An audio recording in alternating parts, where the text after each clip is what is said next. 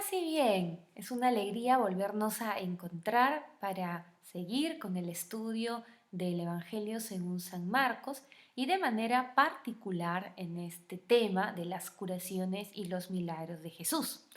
Y hoy nos vamos a concentrar, ya después de haber estudiado el tema de los milagros en general. Yo espero que ustedes se hayan dado el tiempo para leer la información, para profundizarla, para estudiarla, ¿verdad?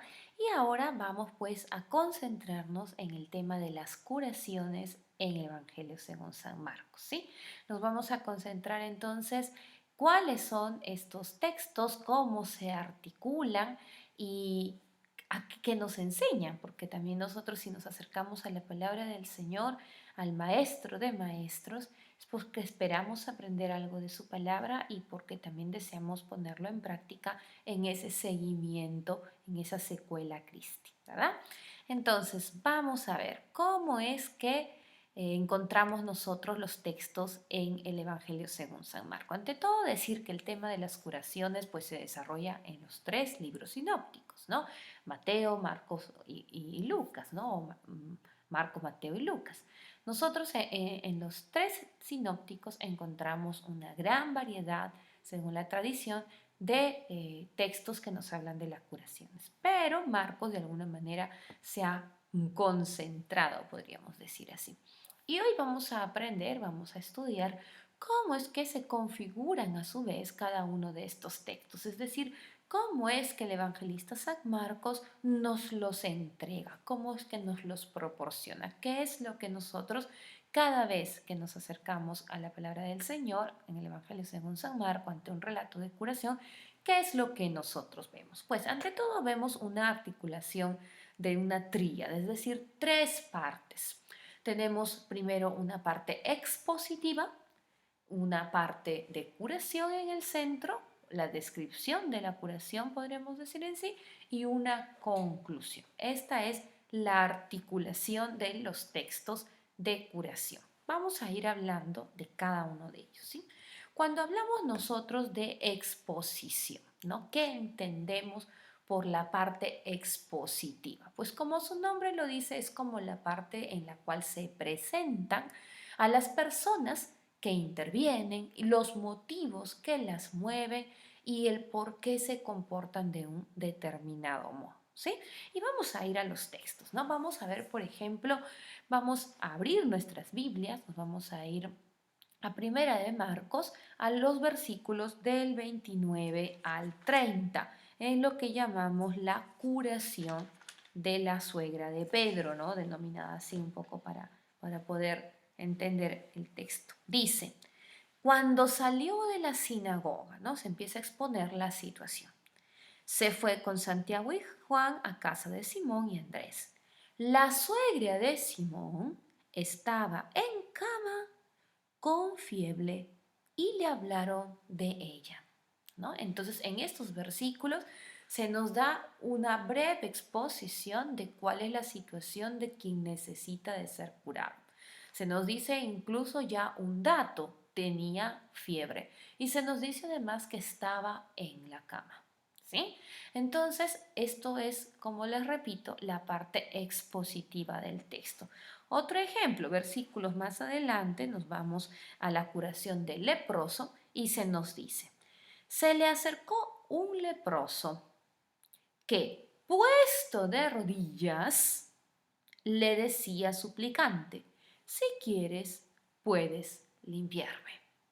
Entonces, encontramos qué tipo de enfermo es, qué tipo de enfermedad tiene, de qué modo es que se comporta, se coloca de rodillas y además le da un mensaje. Si quieres, puedes sanarme. Entonces ya nos expone qué tipo de personaje es, cómo es que se relaciona con Jesús. Un último ejemplo, nos vamos a la curación del paralítico en el capítulo 2, versículos del 1 al 4, aquí una exposición un poco más amplia. Entró de nuevo en Cafarnaúm, es decir, Jesús, y al poco tiempo corrió la voz de que estaba en casa. Se agolparon tantos que ni siquiera ante la puerta había ya sitio, mientras él les anunciaba la palabra. Entonces vinieron a traerle un paralítico llevado entre 4. Al no poder presentárselo, a causa de la multitud, abrieron el techo encima de donde él estaba y a través de la abertura practicada descolgaron la camilla donde yacía el paralítico. Entonces, una exposición exquisita de todo lo que hacen estos acompañantes y de cómo se encuentra el personaje enfermo en una camilla y cómo tuvieron que descolgarlo debido a la multitud que no les permitía el ingreso en la casa, ¿no? Entonces, la primera parte de los relatos de curación es una parte expositiva, ¿ok? No nos vamos a olvidar. Ahora, es natural que en muchos textos también encontremos algunos detalles, ¿no? Mucho más precisos en estas partes expositivas, como por ejemplo la caracterización de la necesidad, es decir, en el caso tenemos acá el capítulo 5, versículos 25, estamos ante la curación de la hemorroísa, entonces ahí sabemos ya nosotros que se expone cuántos años estaba enferma, entonces que había buscado tantos para curarse, entonces todas las características de la necesidad que tuvo la mujer de ser curada, ¿ok? Los intentos vanos de los médicos, imagínense, siempre en el relato de la hemorroísa se nos da este detalle, no es que ella no había acudido ya a los médicos de la época, se ve que no habían logrado a lo largo de 12 años, ¿no?, de darle cura, había gastado y probado de todo y ahora se encuentra a querer tocar ese orlo del manto de nuestro Señor, ¿no? Y también, por ejemplo, las manifestaciones de desprecio respecto al Salvador, ¿no? Entonces allí también ante quién es este, ¿no? En el capítulo 5 al versículo 40, vamos a ver nosotros.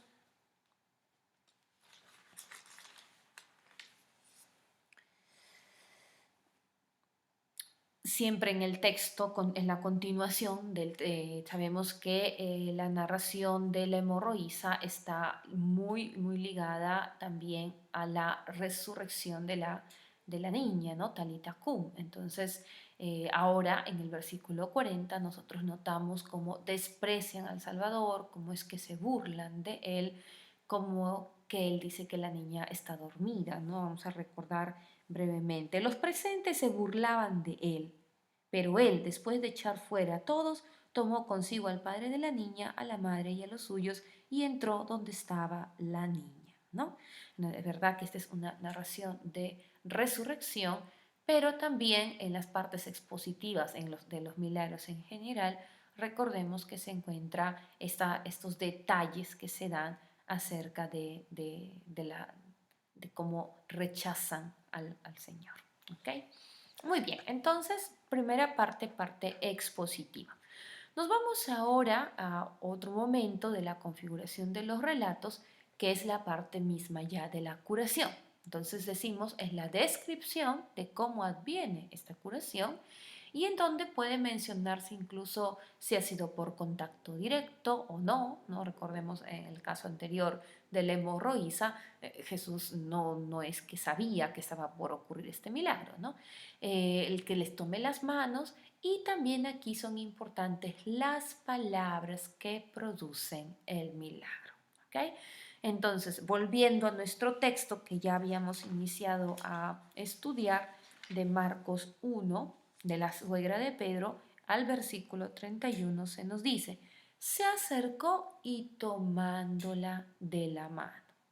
Entonces acá está el gesto por parte de Jesús. La levantó. O sea, él procede a hacer estos determinados gestos para que la curación advenga, o sea, se cumpla.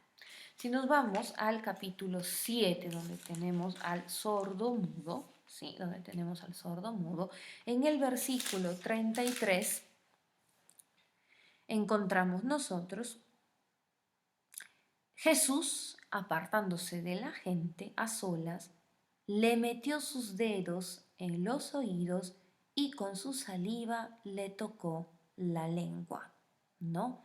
Después levantó los ojos al cielo, dio un gemido y dijo Efatá, que quiere decir ábrete, ¿no? Estas ya son las palabras, en vista que estamos aquí distinguiendo que en la parte de la curación son importantes sea estos gestos por parte de Jesús, este contacto que tiene él y también las palabras, que más adelante nosotros veremos que son también algunos de los métodos que utilizaban en la época algunos médicos y algunos incluso magos o que estaban relacionados con la magia o con estos aspectos de una línea no propiamente científica según los conocimientos de ciencia, podríamos decir así, que se tenía en la época, ¿no? Nosotros hablamos de ciencia a partir del método científico, ¿no? Pero digamos, ellos ya lo practicaban de forma empírica, ¿no?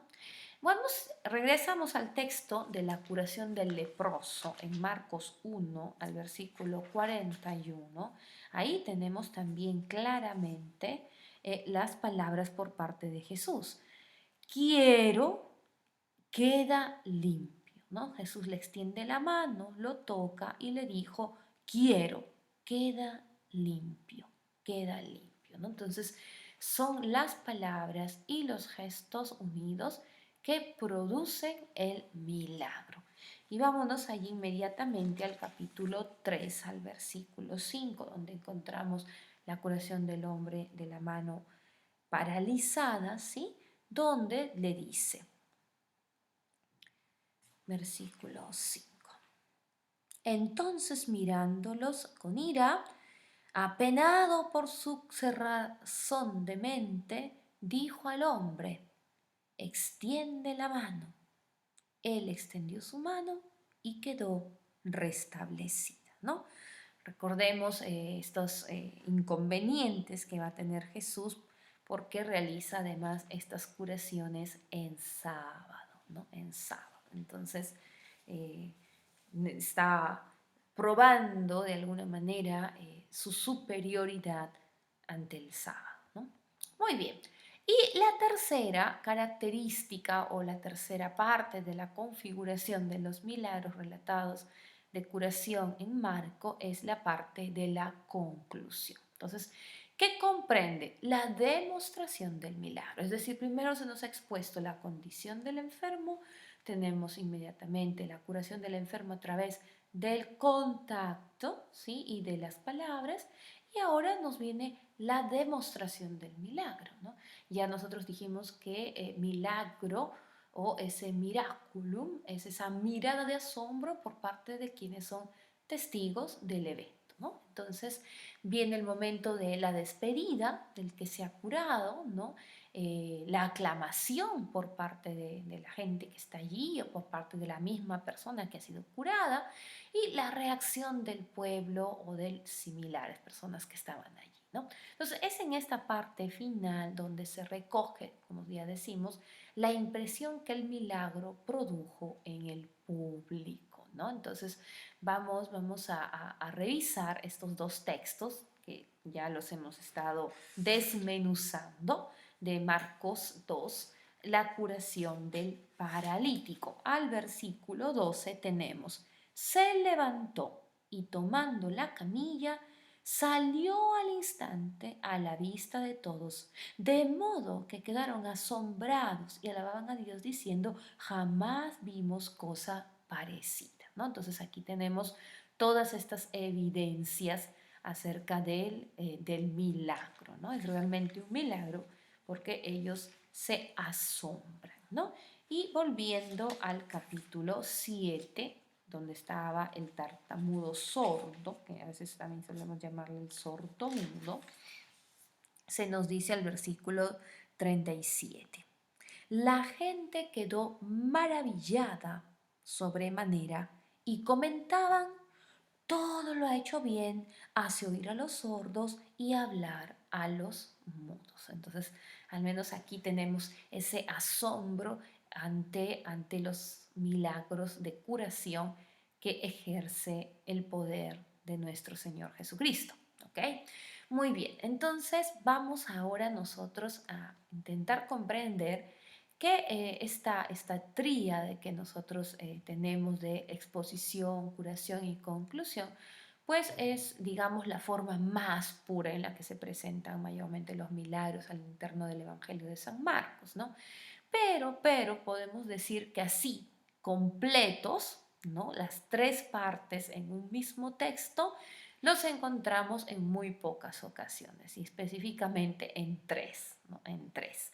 Nosotros encontramos muy bien declarada la exposición, la curación y la conclusión con todas las características que les acabo de mencionar en la curación de la suegra de Pedro, ¿no? Que ya lo hemos leído juntos.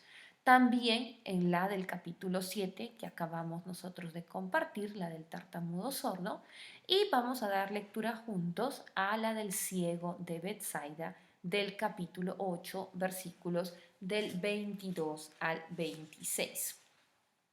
Y ahí a ver ustedes leyendo si ya su oído bíblico les va permitiendo identificar las tres partes, ¿no? Cuando llegaron a Betsaida, le presentaron un ciego y le suplicaron que le tocase. Tomando al ciego de la mano, lo sacó fuera del pueblo y tras untarle saliva en los ojos, le impuso las manos y le preguntó, ¿ves algo? Él, alzando la vista, dijo, veo a los hombres, pero lo veo como árboles que andan. Después volvió a ponerle las manos en los ojos y comenzó a ver perfectamente. El ciego quedó curado, de suerte que distinguía de lejos claramente todas las cosas. Después lo envió a su casa diciéndole, ni siquiera entres en el pueblo. Entonces aquí nosotros también vemos, ¿no? Por parte de la curación del ciego de Betsaida, cómo también se cumplen estas tres partes antes mencionadas, ¿no? Muy bien. Continuamos entonces. Vamos ahora a, a definir un término que seguramente también ustedes ya a lo largo de las lecturas lo han ido viendo, lo han ido leyendo, el famoso término taumaturgo, ¿no? ¿Quién es el taumaturgo? Es aquel que tiene el poder de curar. Era un término que era utilizado o que no ha sido utilizado únicamente para Jesús, sino también para todos aquellos que en aquellas épocas tenían, podríamos decir, de alguna manera, o se creía que tenían este poder de curación, ¿no? Entonces, nosotros nos damos cuenta que en el Evangelio de San Marcos, sobre todo la acción de la curación, es decir, taumatúrgica por parte de Jesús, está muy subordinada a un imperativo, ¿no? Levántate, camina, ve. Entonces, esta es la función que tiene el taumaturgo de poder curar.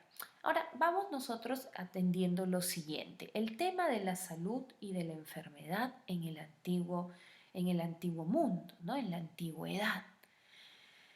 La enfermedad desde siempre ha sido algo que ha puesto al hombre con el límite de su propia existencia. Es propicio, nosotros en este periodo lo hemos visto, ¿no? Lo hemos visto. Y también nos hemos dado cuenta, incluso por las redes sociales y cómo se ha realizado, cómo es que tantas ideas, tanta información se ha movilizado a lo largo ya de casi este año y medio, ¿no? Ya en el mes de diciembre del 2022, a enero cumpliremos del 2023, del 2022, perdón, 2 años donde el mundo entero se ha sentido sucumbir por este COVID-19, ¿no?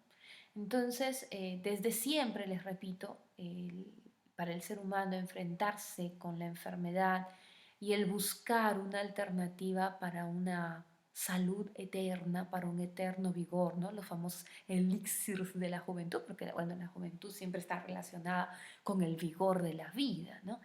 Entonces, nosotros nos damos cuenta cómo la enfermedad golpea al hombre no solamente física, sino mental, psicológica y espiritualmente, ¿no? Entonces, esto es una realidad, una realidad, ¿no? Entonces, el hombre de la antigüedad, ¿qué hacía, no? Cuando se enfermaba y cuando también quería de alguna manera prolongar esta salud, ¿no? Esta eterna juventud incluso, pues recurrían a la medicina de la época con los conocimientos que ella contaba. También se recurría a la magia, ¿no? Habían magos que también demostraban de alguna manera, tal vez con algunos conocimientos, ¿no? Que lo que también hasta a veces nosotros hoy en día recurrimos a la medicina natural, ¿no? Entonces, pero que para ellos era algo relacionado con la magia, ¿no? La alquimia, etcétera. Y también la religión, por supuesto que sí, ¿no? Entonces han sido los tres ámbitos en los cuales el hombre en la antigüedad se ha movido, sea para darle solución, como también incluso para procurar la enfermedad, ¿no? Ahora, Jesús, imagínense, Jesús reconoce, Jesús no niega el aspecto incluso más evolucionado, podríamos decir así, de los conocimientos acerca de la enfermedad. Tanto que sabe utilizar frases en las cuales resalta, podríamos decir, la, la función de quien tiene a bien curar el cuerpo en este caso, ¿no? Jesús en Marcos, al capítulo 2 al versículo 17, dice, no necesitan médico los sanos, sino los que están enfermos. Entonces reconoce la función de la medicina, ¿no? La función de aquel que era llamado médico, ¿no? Pero ante todo Jesús supera, esto es lo magnífico del Evangelio, ¿no? Jesús supera, ¿qué cosa? La enfermedad y el sufrimiento que la enfermedad trae. Nosotros vemos que en las curaciones que son llevadas a partir del contacto físico, y como ya lo venimos diciendo, a partir y por medio de sus palabras, es como que necesario esa palabra que cura, ¿no? Hoy en día, yo no sé si entre ustedes, entre los que están haciendo este curso, hay personas dedicadas a la salud, pero ¿cuántos de nuestros hospitales se han vuelto máquinas, ¿no? Vienen, te inyectan algo, se van, no te miran, leen la historia, adiós. No, qué importante la palabra, una palabra que cura, una palabra que sana, ¿no?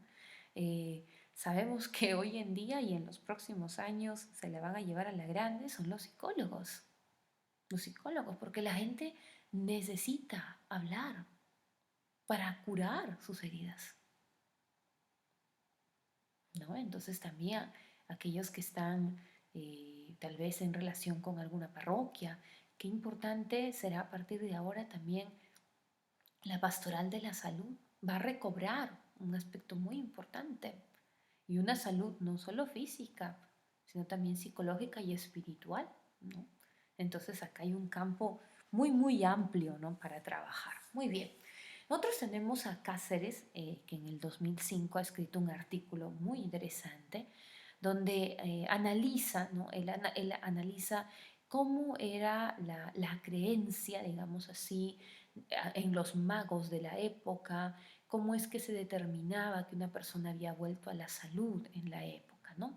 Y al final de su estudio, él hace una comparación con los métodos que tenía Jesús para poner en acto este poder de curación, ¿no?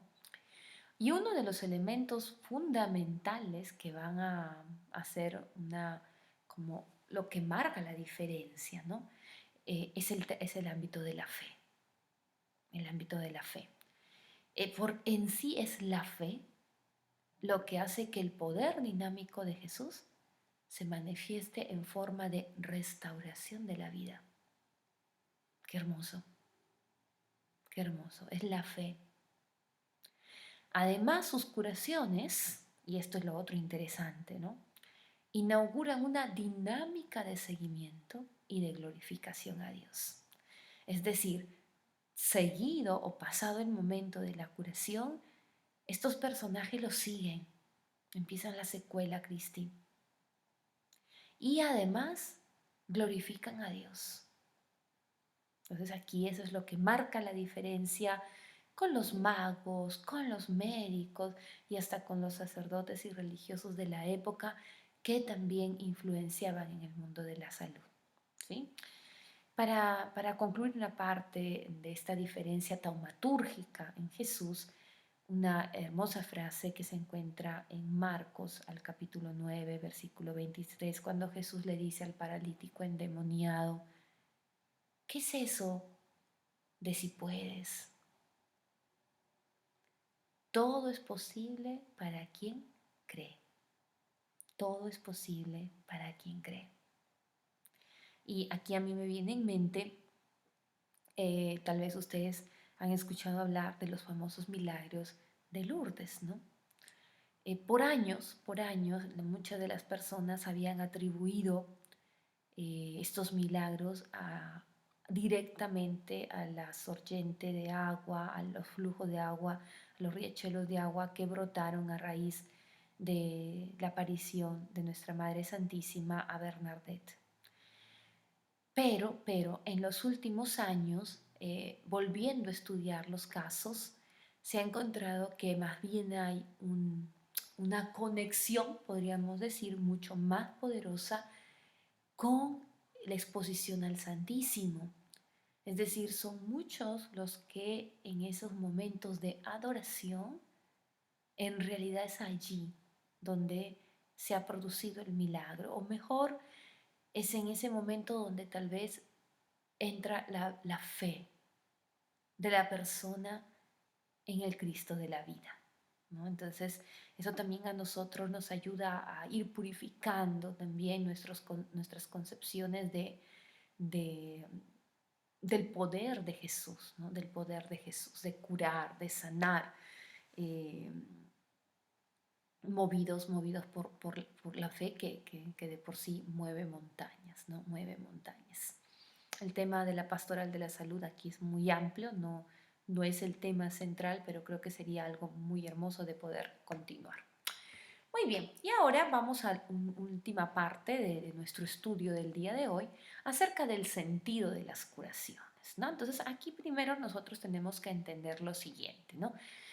Los autores cuando nos hablan de qué sentido tenían las curaciones o por qué es que en el Evangelio se nos proponen estas narraciones de curaciones, por qué son así tan importantes que han venido colocadas, ¿no? Dentro de nuestros textos. Cuando uno lee Juan al último capítulo, se nos dice, ¿no? Y muchas otras cosas hizo Jesús que no alcanzarían ni las bibliotecas para poder contarlas, ¿no? Pero sin embargo, las curaciones son algo que tienen un aspecto muy importante.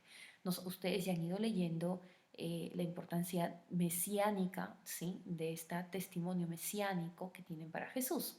Entonces, también los autores, bajo todas estas perspectivas, a lo largo de la historia del estudio bíblico, ¿sí? Es decir, el mismo estudio de la Biblia ha pasado por diversas etapas y también según estas etapas se ha ido dándoles un sentido distinto a las curaciones, ¿sí? Es decir, una lectura distinta de qué función tienen dentro de los evangelios, ¿ok? Entonces vamos a empezar desde el método histórico crítico, que aunque sí ya el día de hoy está bastante superado, como nos dice incluso el documento Divino Frante Spiritu y la misma Dei Verbum, no podemos hacer a menos de él. O sea, es una etapa dentro del estudio de la exégesis bíblica que se necesita, ¿no? Pero que también va ahora ya acompañada o permitida de otras visiones del texto sagrado, ¿no? Entonces, ¿a qué nos referimos con el método histórico crítico, ¿no? O también la historia de las formas? Tenemos un autor, aquí aparece nuestro estimado Bullman, ¿no? En donde en el caso de las narraciones de las curaciones, para él, según el estudio del método histórico crítico, serían relatos de curación como apotegmas, ¿no? Entonces usted dirá, ¿y qué cosa es un apotegma, ¿no? Entonces los apotegmas son las afirmaciones, una serie de sentencias que en el mundo griego, dentro de una escuela filosófica, se formaban para de alguna manera demostrar, se dice, ¿no? O poner en relieve una verdad que se quería afirmar, ¿no? Entonces, sí, son frases, podríamos decir así, son afirmaciones que venían proferidas, mm, hasta podríamos decir muy parecidas a nuestros refranes, a nuestras frases ya, ya hechas, ¿no? Que tenemos hoy en día, pero que se formaban al interno de un ambiente filosófico, ¿sí? Y que sucesivamente eran colocadas tal vez a un determinado filósofo y como que resumían esa visión de la realidad que se tenía en esos momentos y a través de ese apoctegma, de esa afirmación o de ese proferir, se lograba eh, partir de ese contexto en el que ellos se encontraban para dar a entender una idea general, ¿ya?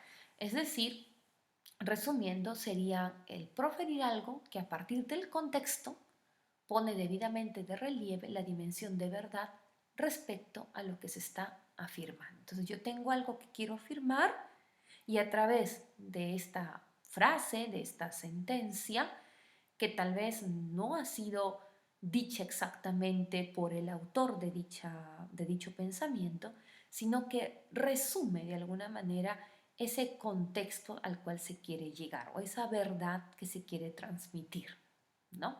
Entonces a veces todo el concepto en sí no es lo que ha sido tramandado, sino simplemente esta frase, ¿no?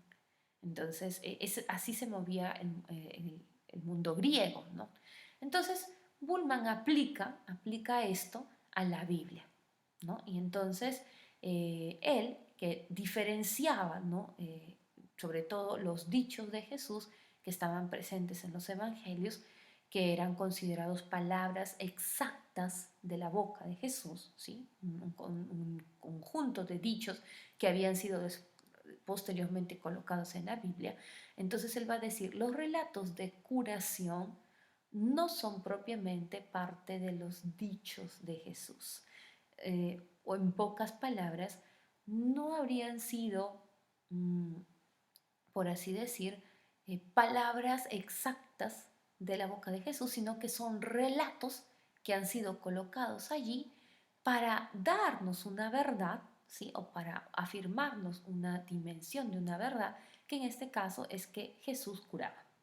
¿Ya? Entonces ese es el contexto, Jesús curaba, y para afirmarnos que Jesús curaba, la iglesia primitiva, en este caso, necesitaba de ciertos relatos de curación que han sido colocados allí, tal vez no con la exactitud de vida, decía él, porque lo que se quería es sobre todo afirmar, no una verdad, ¿ya? Entonces, vamos a continuar un poco explorando esto y vamos a ver que esto crea ciertos problemas, ¿sí? Yo espero que ustedes me entiendan un poquito esta parte, ¿no? Bullman entonces describe tres tipos fundamentales de apotegmas. Dice aquellos que eran polémicos, los didácticos e incluso los biográficos. A nosotros nos interesa los polémicos. ¿Por qué? Porque estos tipos de apotegmas destacarían aquellas máximas, ¿okay? Esas frases o refranes o máximas que se colocan en contextos o narraciones de controversias entre Jesús y sus opositores, sobre todo los fariseos y los saduceos. Es decir, voy a tratar de llevarlo a palabras muy, muy llanas para que nos entendamos, ¿sí? Bullman nos está queriendo dar a entender que como Jesús entraba en controversia, ¿sí? Con los fariseos y los saduceos, controversias debidas a que a la ley, principalmente la cuestión del sábado. Entonces, como se necesitaba de alguna manera llegar a esta realidad que Jesús tiene poder sobre el sábado, entonces el evangelista o la comunidad del evangelio colocó estas narraciones allí de estas curaciones para poder de alguna manera afirmar esta verdad que sería que Jesús tiene poder sobre el sábado. Entonces, esta es la verdad en sí y estos son relatos colocados, casi estructurados a propósito para que puedan responder a esta realidad. ¿Ok? Entonces, naturalmente ustedes dirán, ¿cómo? Entonces, ¿sucedieron o no sucedieron? Es lógico que en nuestras cabecitas se empiece a ver esta pregunta, ¿no? Antes de pasar, en el milagro, por ejemplo, ¿no? Del paralítico, que se nos narra en Marcos 2, versículos del 1 al 12, Las máximas allí colocadas constituirían una narración dirigida a poner de relieve la autoridad de Jesús en el perdón de los pecados. Entonces, la verdad que se quiere poner en relieve, o esa dimensión de verdad que se quiere poner en relevancia, porque esa era la función de un apoctegma, ¿sí? Es que Jesús perdona los pecados. Entonces, como para demostrar qué tanto Jesús es capaz de perdonar los pecados, entonces el autor bíblico coloca esta escena allí, esta narración de esta curación, porque ahí Jesús le dice, levanta tu capilla, todos tus pecados te son perdonados. ¿Ok? Entonces, esta frase es un apoctegma, según Bullman. ¿Ok? Entonces, ¿qué está haciendo Bullman? Está remarcando la intención del contexto. ¿Y cuál es el contexto en ese momento para él? La iglesia primitiva. Es decir, la iglesia que ahora se encontraba en la misma lucha, ¿sí? En la misma lucha de irse casi cada vez más separando del mundo judío, esta controversia de qué cosa es más importante el sábado, cómo ahora ustedes también tienen el mismo poder que tenía Jesús de perdonar pecados. Entonces necesita de alguna manera la iglesia primitiva, ¿sí? Como estaba preocupada por resolver estas relaciones con la ley judía y en particular la del sábado, es que ha sido colocada esta narración allí. ¿Ok? Y ustedes dicen, ¿esto crea problemas? Por supuesto que crea problemas, pero aquí los problemas no acaban. Otros autores, ¿sí? Intentan o quieren reconciliar de alguna manera el evento de la narración con los dichos de Jesús. ¿Por qué? Porque para el momento los dichos de Jesús eran algo intocable. O sea, esto sí lo dijo Jesús. Ejemplos, yo soy. O sea, todas las veces que Jesús dice yo soy el pan de vida, yo soy el camino a la oración, estos serían propiamente dichos de Jesús. ¿Ya? Entonces, estas curaciones en donde Jesús habla no serían considerados dichos de Jesús, ¿ya? Sino narraciones. Aparte, según Bullman primero, colocadas ahí como apócrifas, ¿sí? ¿Qué nos dice ahora Dibelius? Que es del mismo periodo, de 1919. Él prefería llamar a estas breves narraciones evangélicas paradigmas, ¿no? Es un paradigma, demostrando de este modo la naturaleza ejemplar de estos relatos y atenuando un poquito el contraste tan marcado creado por Bullman entre los dichos de Jesús y los relatos apoctégmicos. ¿Ya? Entonces, él intenta esta reconciliación, pero seguimos teniendo limitaciones, ¿no? Ahora, a partir de algunas verificaciones ulteriores de estos datos, eh, tal vez el límite que estaba colocando Bullman se encuentra precisamente entre exaltar el querigma. ¿Qué es el querigma? El anuncio. Recordemos que esta era la función también de la iglesia primitiva, ¿no? El querigma, continuar con este anuncio y dejar un poco atrás el relato o dejar de la historia, ¿no? ¿Cuál es la que está quedando atrás? La historia. Es decir, considerándose que tal vez estas narraciones no son propiamente datos históricos, ¿no? Entonces, si hablamos del sentido que tienen las curaciones, era el sentido de que poner en relevancia una verdad. Esto es lo que están tratando de decir estos autores. Ahora, Dibelius ha dado un salto y dice, bueno, no es tanto como simplemente querer revelar una verdad, sino poner un paradigma, ¿no? O sea, como un modelo de algo.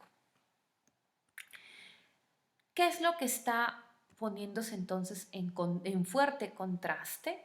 Es la historia del querigma. Si es un relato propiamente dicho, si realmente Jesús un día se encontró con un paralítico, si realmente Jesús un día curó a un sordomudo, si realmente Jesús, tal cual nos lo narra Marcos, así lo tocó, así le habló, ¿no? Y el querigma, que es el anuncio, ¿no? El anuncio de que Jesús es el Mesías, el enviado, la esencia, ¿no? Entonces se está contraponiendo a ambas. Ahora, en el mundo literario, podríamos decirnos así, tanto Bullman como Dibelius siguen dejando de lado el cómo, ¿no? Y que se narra la historia evangélica para reforzar el qué. ¿Qué es lo que intenta comunicar para la fe de la iglesia primitiva, así como para la de todos los tiempos? ¿Esto es malo? No, no era malo, porque todos nosotros también queremos entender el qué del sentido bíblico, ¿no? Pero tampoco es bueno dejar de todo la parte histórica, ¿no? Entonces, esto es bueno porque hoy en día, gracias a Dios, las ciencias bíblicas han intentado esta reconciliación. Por eso que no les asombre a veces encontrar tal vez personas que han estudiado, ¿no? Con determinados autores. Entonces son ese tipo de personas que cada vez que ven un texto bíblico, lo primero que van a hacer es desmenuzarlo, ¿no? Y decir, bueno, no, pero era imposible, no sé, me voy al Antiguo Testamento. Sí, sí atravesaron el Mar Rojo, pero en realidad es que en eso ocurrió un evento histórico porque hubo una marea que vino y eran esos años, hubo una sequía. Entonces, tratar de demostrar todo, ¿no? Desde el ámbito histórico científicamente, ¿no? Como lo podemos llamar así, y dejar de lado la otra parte. Y también podemos encontrar el otro lado, ¿no?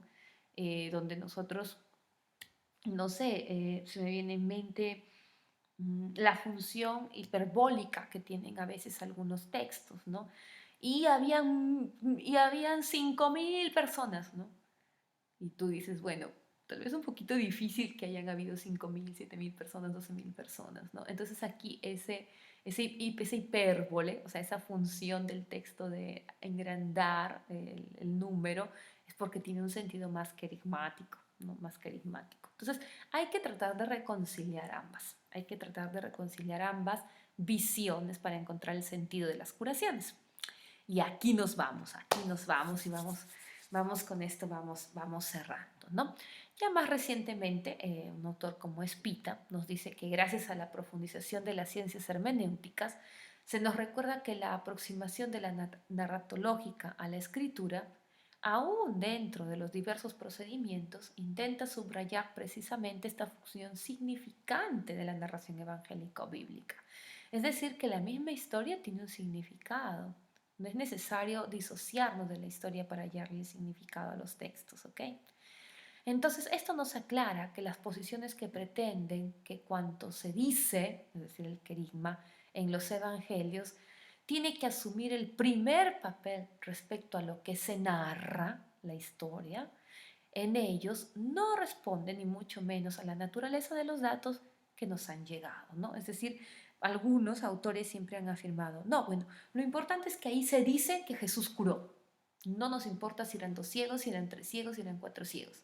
Lo importante es que Jesús curó, es lo que se dice, ¿ya? A la narración en sí. Entonces, ese es el dilema, digamos, ¿no? Pero también este es un dilema que nosotros no podemos, es irreconciliable, porque en las finales ni siquiera esos datos del que se dice muchas veces han llegado a nosotros. Imagínense, nosotros cuando hablamos del texto bíblico pensemos que primero ha tenido una función solamente oral, después ha pasado por una función escrita, ¿no? Y en cada una de ellas la comunicación tiene también distintos modos de actuar, ¿no?